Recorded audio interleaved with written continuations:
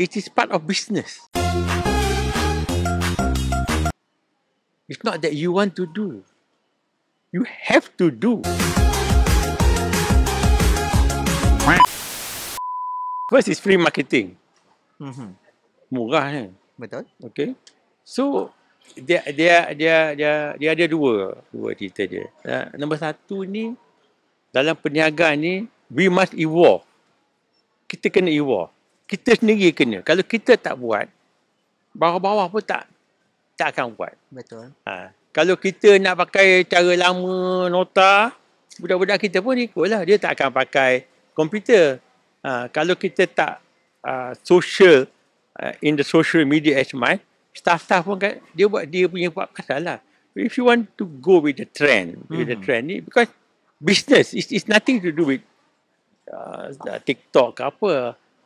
It is part of business. Yeah. It's not that you want to do. You have to do. You have to change to be in the business. Otherwise, you akan jadi legacy lah. Betul. Legacy. So, TikTok is a social media. Sebelum tu, Facebook. Kan?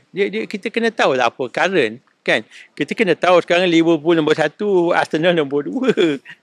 Walaupun kita tak main bola. Yeah.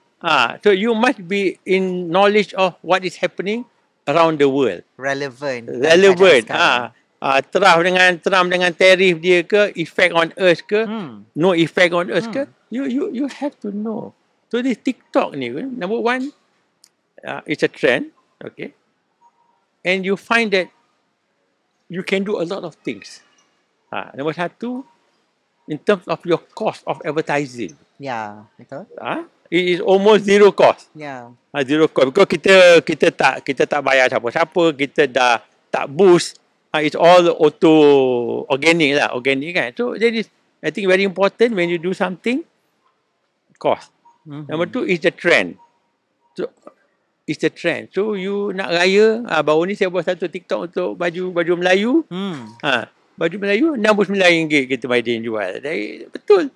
Baju sama-sama dengan A, B, C, saya tak bagi nama, tak elok lah pula kan. Yeah. Tapi baju tu RM150, RM200. Kan, baju Melayu. Kita jual RM69. Baju yang sama. Bukan jahit, lebih kurang pun sama. Saya tak nak cakap apa. Kan?